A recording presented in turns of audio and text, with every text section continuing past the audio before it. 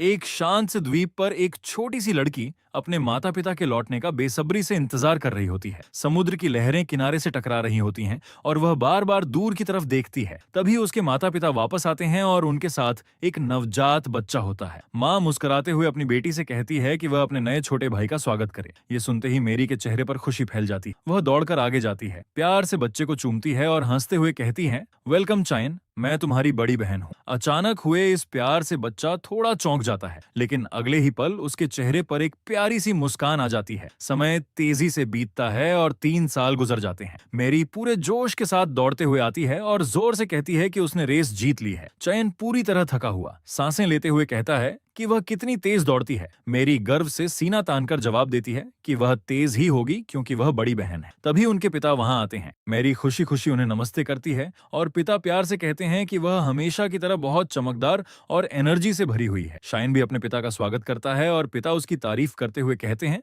कि वह बहुत भरोसेमंद है। चायन झिझकते हुए कहता है कि असल में मेरी ही ज्यादा भरोसे के लायक है। मेरी हंसते हुए उसकी बात मान लेती है, लेकिन अपने दिल में वह जानती है कि चयन सच में बहुत जिम्मेदार है। वह देखती है कि चयन माँ की मदद करता है, अब बचकानी आदतें छोड़ चुका है और कई बार किसी बड़े इंसान की तरह गहरी सोच में डूबा रहता है। ये सब देखकर मेरी को उस पर गर्व भी होता है और थोड़ी सी जलन भी महसूस होती है। कुछ समय बाद मेरी देखती है कि शॉन अकेले बैठकर कुछ अजीब शब्द बुदबुदा रहा है, जैसे कोई मंत्र पढ़ रहा हो। मेरी सोचती है कि शायद वह किसी नाटक के लिए अभ्यास कर रहा है और अपने छोटे भाई की मासूम हरकतों को याद करके हल्की सी हंसी हंस देती है। एक रात खाने के समय जब सब लोग चुपचाप बैठे होते हैं, शायन अचानक अपने पिता से पूछता है कि क्या मॉन्स्टर सच में होते हैं। पिता इस सवाल से चौंक जाते हैं, लेकिन फिर गंभीर होकर बताते हैं कि मॉन्स्टर्स होते हैं और बहुत खतरनाक होते हैं। वे शियोन को सख्त हिदायत देते हैं कि वह कभी भी द्वीप से बाहर न जाए और अगर कभी किसी मॉन्स्टर का सामना हो जाए तो तुरंत भागकर किसी बड़े को बता दें। इसके बाद चायन पूछता है कि क्या स्पिरिट्स और फेरीज भी होती हैं। पिता कहते हैं कि फेरीज के बारे में उन्होंने सुना है, लेकिन स्पिरिट्स के बारे में उन्हें कुछ नहीं पता। ये सब सुनकर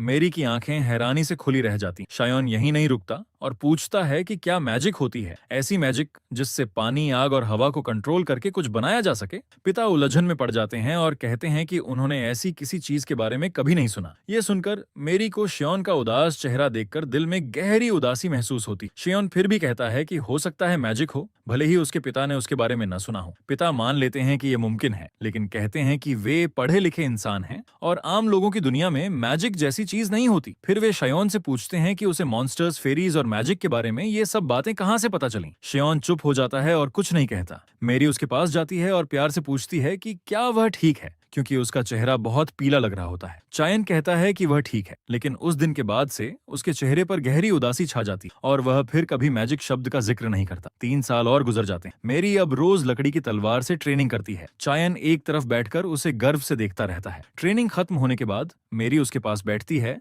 और आराम करती है। शान उससे पूछता है कि वह इतनी मेहनत क्यों करती है। मेरी बताती है कि वह उसकी बड़ी बहन है और अगर कभी कुछ गलत हो जाए तो वह उसे बचाने के लिए तैयार रहना चाहती। चायन पूछता है कि वह उसे किससे बचाएगी। मेरी कहती है कि मॉन्स्टर्स, स्पिरिट्स या किसी भी खतरे से। वह बताती है कि यह उसका फर्ज है और भले ही यह मुश्किल हो, लेकिन इससे वह मजबूत बनती है। मेरी ये भी मानती है कि वह पढ़ाई में बहुत तेज नहीं है, लेकिन शरीर से जुड़े कामों में अच्छी है। तब चायन को समझ आता है कि उसकी बहन इतने सालों से इतनी मेहनत क्यों कर रही थी। रात होते होते मेरी फिर से अभ्यास करने लगती है। तभी उसकी एक दोस्त आती है और हैरानी से पूछती है कि वह इतनी देर से ट्रेनिंग कर रही है और अभी तक बोर नहीं हुई। मैरी उसकी बात को हल्के में लेती है और उसे स्पैरिंग के लिए बुलाती है। दोस्त मना कर देती है और कहती है कि वह अपने दादाजी की मदद करके बहुत थक गई है। फिर वह शाओन के बारे में पूछती है कि क्या वह अभी भी ज्यादातर समय घर पर रहकर पढ़ाई करता है। मेरी हाँ में जवाब देती है। दोस्त कहती है कि दोनों भाई बहन कितने अलग हैं। ये सुनकर मेरी को पुराने दिन याद आते हैं, जब चेन ने मैजिक के बारे में सवाल पूछा था और उसे यकीन हो जाता है कि उसकी पढ़ाई का रिश्ता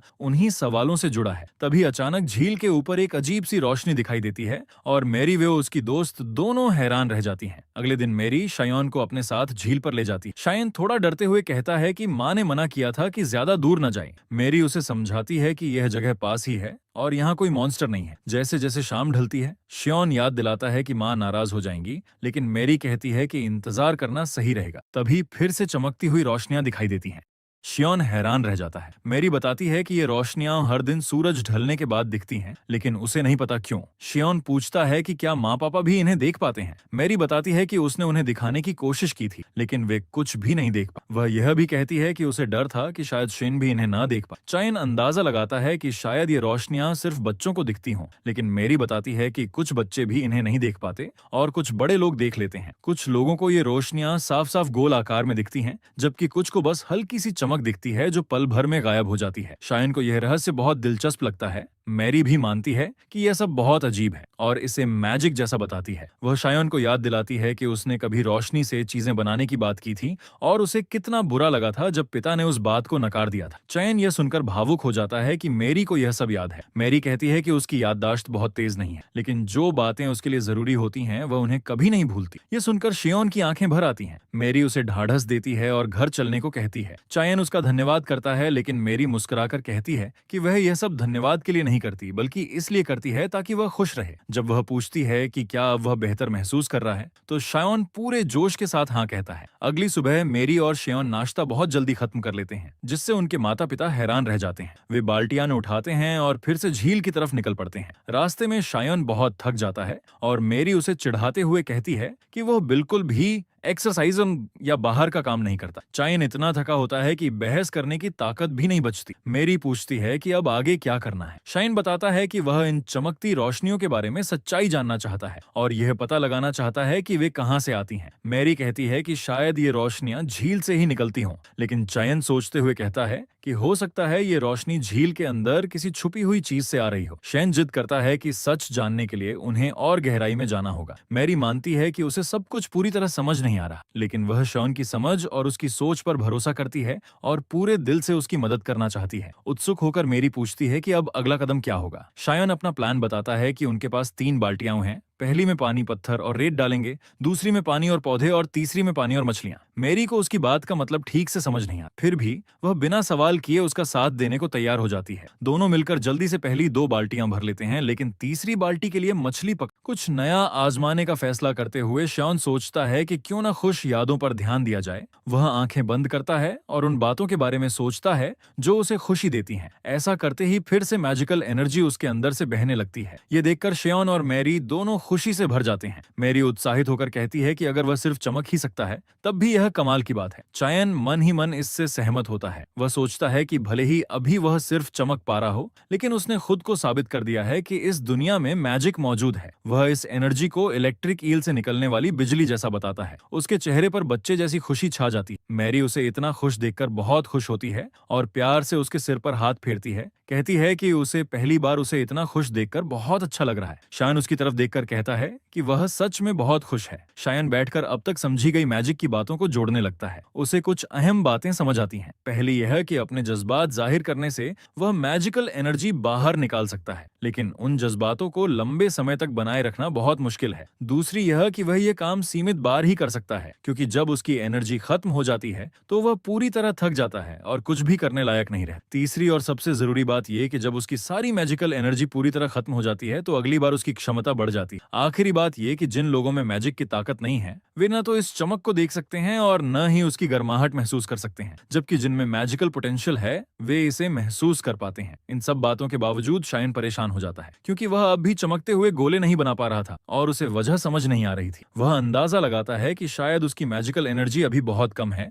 इसलिए वह ऐसा नहीं कर पा रहा। ये सोचकर उसे और भी बुरा लगता है, खासकर जब वह खुद की तुलना उन मछलियों से करता है जिनके पास उससे कहीं ज्यादा मैजिकल एनर्जी थी और जो आसानी से चमकते गोले बना रही थी। शॉन गहरी सोच में डूब जाता है कि अपनी ताकत कैसे बढ़ाई जाए। दिमाग में खिंचाव बढ़ने लगता है, लेकिन वह हार मानने को तैयार नहीं होता। वह खुद से कहता है कि वह यहाँ तक आ गया है, अब मैजिक सीख कर ही रुकेगा। शायन को अचानक मछलियों वाला प्रयोग याद आता है और उसे एक अहम बात समझ में आती है। वह उस समझ को आजमाने का फैसला करता है। वह मैजिकल एनर्जी बाहर निकालता है और उसे पूरी तरह अपने हाथ में जमा करने की कोशिश करता है। ये काम उसकी सोच से कहीं ज्यादा मुश्किल होता है। एक तरफ जज्बातों पर ध्यान देना और दूसरी तरफ एनर्जी को दिशा देना, जैसे दिमाग को 2 हिस्सों में बांटना हो। थोड़ी झुंझलाहट के बाद शायन समझ जाता है कि वह गलत तरीके से कोशिश कर रहा था। इस बार वह पहले एनर्जी को इकट्ठा करने पर ध्यान देता है और फिर उसे हाथ में भेजता है। इस बार वह सफल हो जाता है और उसके चेहरे पर जीत की बेवकूफी भरी मुस्कान फैल जाती। हिम्मत बढ़ने पर वह दीवार पर अपने चमकते हाथ से वार करने का फैसला करता है, लेकिन नतीजा निराशाजनक होता है। हाथ से बस हल्की सी रोशनी निकलती है और टकराने से उसे चोट लग जाती है। फिर भी शॉन खुश होता है क्योंकि यह एक छोटा लेकिन जरूरी कदम था। उसका जोश फिर से लौट आता है और वह और मेहनत करने का मन बना लेता है। कुछ समय बाद शायोन अपने पिता, बहन मेरी और दोस्त रोज के साथ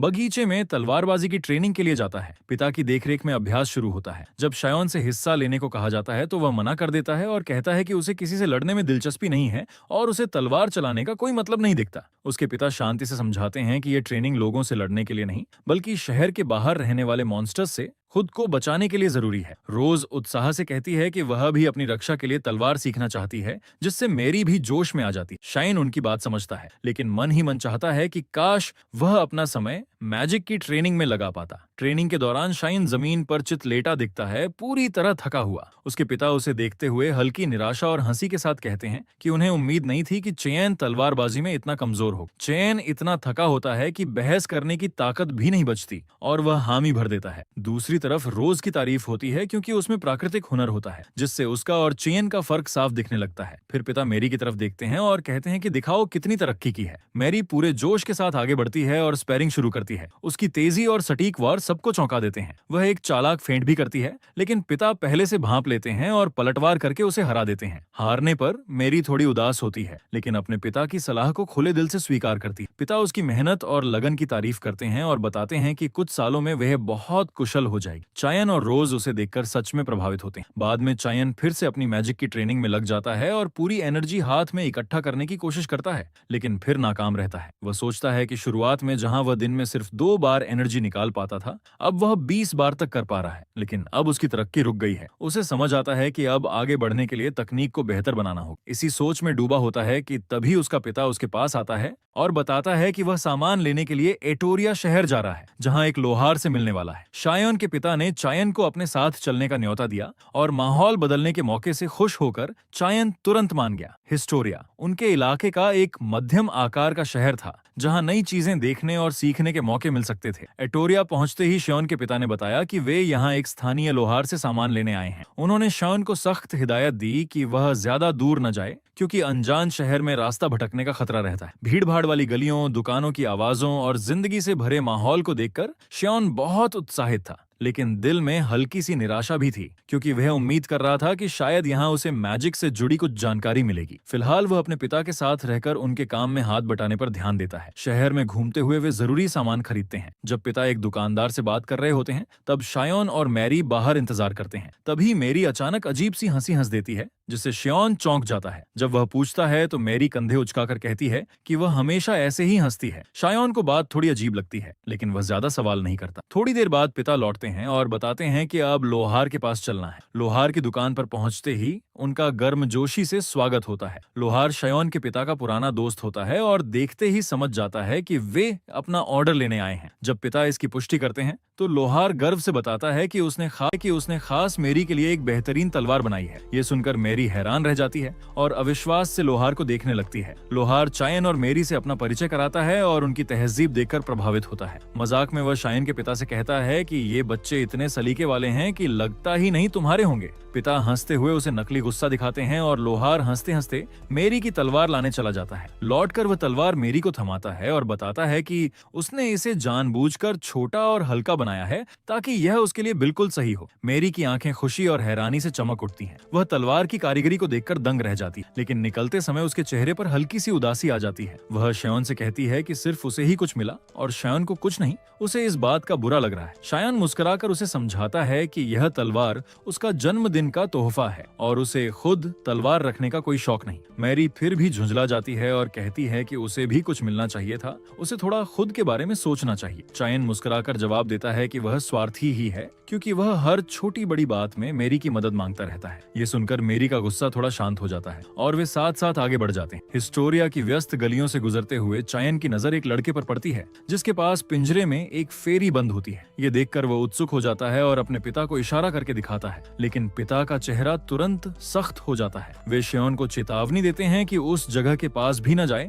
और इस तरह की चीजों में न पड़े। चायन समझ जाता है कि उसने पिता को नाराज कर दिया है और तुरंत माफी मांगता है, ये कहते हुए कि वह सिर्फ जिज्ञासु था। पिता की चेतावनी के बावजूद शियोन के दिमाग से वह नजरा निकलता नहीं। उसे यकीन हो जाता है कि वहाँ फेरीज बेची जा रही थी। अगले दिन तेज बारिश में एक आदमी जंगल से गुजर रहा होता है। वह खुद से बड़बड़ाता है कि जल्दी घर पहुंचना होगा वरना लकड़ियां भीग जाएंगी। तभी एक डरा सहमा लड़का दौड़ता हुआ उसके पास आता है और जमीन पर गिरकर हांफने लगता है। वह घबराई आवाज में कहता है कि सबको उठा ले गए हैं, मुझे राजा को बताना होगा। आदमी घबराकर पूछता है कि किसने हमला किया। लड़का कांपती आवाज में जवाब देता है, ट्रोल्स, उन्होंने सबको उठा लिया है। ये सुनते ही आदमी के चेहरे पर डर छा जाता है। इधर शायोन और मेरी अपनी ट्रेनिंग जारी रखते हैं। शायोन अपने हाथ में मैजिकल एनर्जी को बनाए रखने का अभ्यास कर रहा होता है। मेरी खुशी से देखती है कि उसने अपना नया रिकॉर्ड बना लिया है। शायोन मेरी को धन्यवाद देता है और कहता है कि यह सब उसकी मदद से ही मुमकिन हुआ है। लेकिन मेरी नोटिस करती है कि शायोन उतना खुश नहीं दिख रहा। वह पूछती है क्यों। शायोन कहता है कि वह खुश है क्योंकि अब वह पहले से बेहतर तरीके से मैजिक कंट्रोल कर पा रहा है, लेकिन फिर खुद ही कह देता है कि वह सिर्फ रोशनी ही बना पा रहा है। मेरी उसे हौसला देती है और कहती है कि उसकी रोशनी पहले से ज्यादा गर्म लगती है।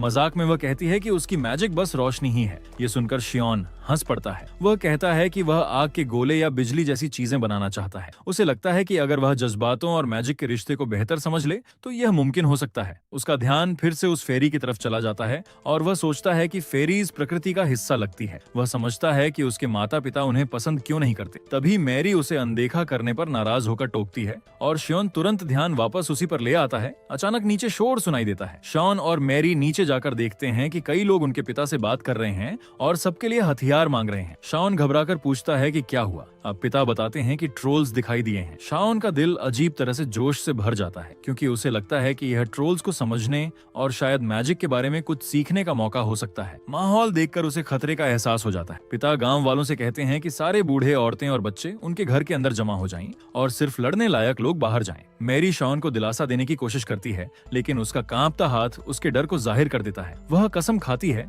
कि अगर कुछ हुआ तो वह शॉन की रक्षा करेगी। शॉन के पिता और बाकी योद्धा लड़ाई के लिए निकलने लगते हैं। वे सबको समझाते हैं कि सिर्फ 2 ट्रोल्स हैं और वे जल्दी निपटा दिए जाएंगे। शैन अपने पिता से कुछ कहना चाहता है, लेकिन पिता कहते हैं कि उनके पास समय नहीं है। शाइन जिद करता है और छोटा सा सवाल पूछता है कि क्या ट्रोल्स इतने समझदार और ताकतवर होते हैं कि घर की दूसरी मंजिल तक पहुंच सकें? पिता बताते हैं कि ट्रोल्स बेवकूफ होते हैं और ऐसा नहीं कर पाएंगे। शियोन सुझाव देता है कि सब लोग दूसरी मंजिल पर छिप जाएं, तब वे सुरक्षित रहेंगे। पिता उसकी बात मान लेते हैं और तुरंत ऐसा करने का आदेश देते हैं। गांव वाले शियोन के परिवार के साथ दूसरी मंजिल पर जमा हो जाते हैं। शायन बेचैनी से सोचता है कि उसके पिता और योद्धाओं को गए कितना समय हो गया है। बाहर तूफान और तेज हो जाता है और घर के अंदर डर और सन्नाटा गहराने लगता है। अचानक एक ट्रोल उनके घर तक पहुंच जाता है। वह खाली तहखाने में झांकता है, लेकिन किसी को न पाकर गुस्से में सामने का दरवाजा तोड़ने लगता है। जोरदार आवाज से सब लोग सिहर जाते हैं। थोड़ी देर बाद आवाज रुक जाती है और सबको लगता है कि शायद ट्रोल चला गया है, लेकिन तभी कांच टूटने की आवाज आती है। ट्रोल ने अंदर घुसने का दूसरा रास्ता ढूंढ लिया होता है। मैरी कांपती आवाज में शियोन से पूछती है कि क्या ट्रोल ऊपर आ सकता है।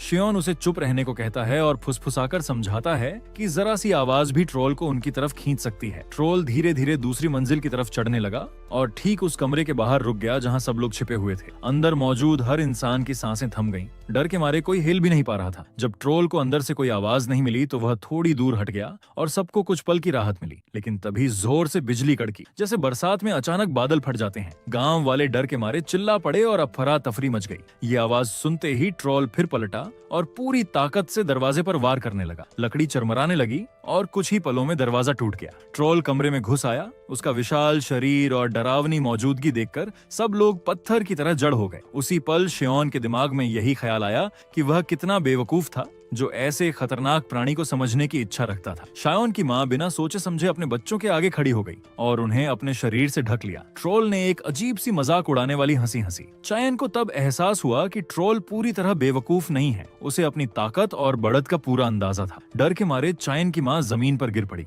मैरी अपने परिवार को बचाने के लिए बेताब होकर आगे बढ़ी और तलवार पकड़कर ट्रोल के सामने खड़ी हो गई। उसने शियोन को याद दिलाया कि उसने उसे बचाने का वादा किया था, लेकिन ट्रोल ने बहुत आसानी से उसके वार को रोक दिया। तलवार को दीवार की तरफ उछाल दिया और मेरी को जमीन पर गिरा दिया। फिर ट्रोल मेरी को मारने के लिए आगे बढ़ा। तभी उनकी माँ ने आखिरी ताकत जुटाकर मेरी को अपने शरीर से ढक लिया और ट्रोल का वार अपनी पीठ पर झेल लिया। फिर भी ट्रोल नहीं रुका और दोनों को खत्म करने के इरादे से और पास आ गया। श्योन घुटनों के बल जमीन पर गिर गया। उसका पूरा शरीर जैसे सुन्न हो गया। वह खुद को कोसने लगा कि वह अपने परिवार, जिनसे वह सबसे ज्यादा प्यार करता है, उन्हें बचा नहीं सका। लेकिन जब ट्रोल बिल्कुल पास आ गया तो श्योन ने हार मानने से इनकार कर दिया। बेबसी और गुस्से से भरा श्योन अचानक उछलकर ट्रोल की बाह पकड़ लेता है। उसके मन में आया कि ये काफी नहीं है, लेकिन तभी उसने कुछ चौंकाने वाली बात महसूस की। ट्रोल के शरीर से भी वैसी ही मैजिकल एनर्जी निकल रही थी जैसी उसकी अपनी थी। गांव वाले हैरानी से सब देख रहे थे, लेकिन श्योन से निकलती मैजिकल एनर्जी सिर्फ मेरी और रोज ही देख पा रहे थे। श्योन ने अपनी सारी ताकत और मैजिकल एनर्जी हाथ में इकट्ठा की और पूरी जोर से ट्रोल को पकड़े रखा। शुरू में ट्रोल जोर जोर से हंसा,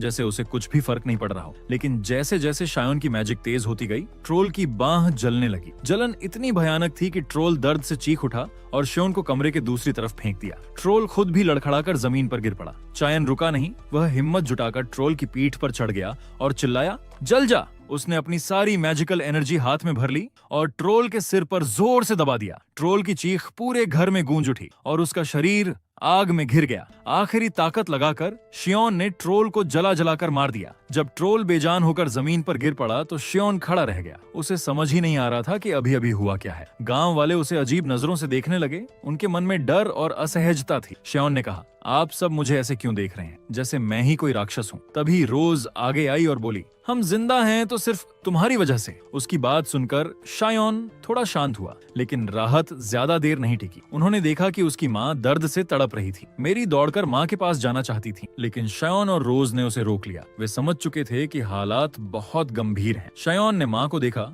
उनका चेहरा सफेद पड़ चुका था और बहुत ज्यादा खून बह रहा। श्योन ने तय किया कि सबसे जरूरी काम खून रोकना है। उसने सबको कहा कि माँ को सावधानी से बिस्तर पर लिटाया जाए। फिर उसने गांव वालों से पूछा कि क्या किसी को इलाज का थोड़ा भी अनुभव है, लेकिन कोई आगे नहीं आया। बिना वक्त गंवाए श्योन ने खुद ही जख्म सीने का फैसला किया। उसने फिर पूछा कि क्या किसी को सिलाई आती है। एक औरत ने धीरे से हाथ उठाया। श्योन ने उससे मदद मांगी और बाकी लोगों को माँ के कमरे से सुई धागा, शराब और साफ कपड़ा लाने को कहा। उसने सबसे जल्दी करने की गुजारिश की क्योंकि समय बहुत कम था। तभी एक छोटा बच्चा श्योन के पास आया। उसका हाथ पकड़कर बोला, धन्यवाद, आपने हमें बचा लिया। श्योन ने बस सिर हिलाया और फिर पूरा ध्यान अपनी माँ पर लगा दिया। जब सामान आ गया तो श्योन और वह औरत माँ के पास बैठ गए। कांपते हाथों से श्योन ने जख्म के आसपास का कपड़ा काटा। उसके मन में डर था कि कहीं ट्रोल के नाखून जहरीले तो नहीं थे, लेकिन उसने खुद से कहा कि यही उनकी माँ को बचाने का एकमात्र रास्ता है। श्योन ने उस औरत से कहा, अब शुरू करते हैं। औरत घबराकर बोली कि उसे क्या करना है। श्योन ने समझाया कि जख्म सिलना होगा। ये सुनकर वह हैरान रह गए क्योंकि इस दुनिया में ऐसा इलाज आम नहीं था। श्योन ने कहा,